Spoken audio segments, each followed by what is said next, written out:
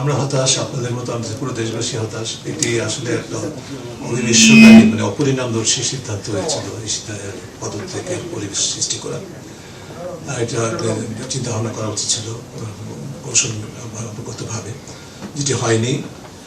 যার ফলে যেটা হচ্ছে দুদকের মতো প্রতিষ্ঠান, যেটা অত্যন্ত সময়টা খুবই ক্রুশিয়াল দুদকের জন্য, কারণ যে কাজগুলো শুরু হয়েছিল আমরা কখনো বলিনি যে দুদক ছিল সেটা সম্পূর্ণভাবে কার্যকর, সম্পূর্ণভাবে সাফল্য অর্জন করছে, এটা কিন্তু কখনো বলিনি। কোনো প্রতিষ্ঠানে সেটা হয়তো সম্ভব হয় না, কিন্তু কাজ কিছু হচ্ছে। এখন নেতৃত্ব না থাকার কারণে দুদক অকার্যকর হয়েছে, এটা সবাই জানে।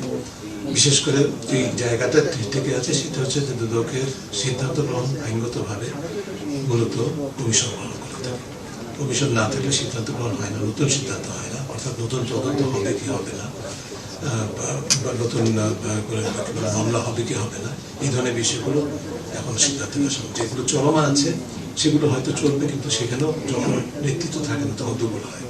এই বিষয়টি আমাদেরকে উদ্বিগ্ন করছে। কাজে আমরা আশা করবো যে যে কারণেই আমরা বলেছি যেভাবে সরকারগুলো অধ্যাদেশটা নিয়ে অগ্রসর হচ্ছে সেটা কিন্তু এক ধরনের ওপেননেস, মানে ওপেননেস হচ্ছে ওপেন এন্ডেড। কখন হবে কবে হবে সেটা সম্পর্কে কোনো টাইম লাইন নেই, কোনো কিছু সুনির্দিষ্ট বলা হচ্ছে না, এটা আমাদের উদ্বিগ্ন করছে। কাজে অনতিবিলম্বে এটাকে সর্বোচ্চ প্রাধান্যের মধ্যে টিক চিহ্ন দিয়ে এটাকে তার উপর ভিত্তি করে অনতিবিলম্বে নতুন অধ্যাদেশটি সংশোধন করে নতুন আইন প্রণয়ন করে তার উপর ভিত্তি করে নতুন কমিশন গঠন করা অপরিহার্য বলে আমরা মনে করি।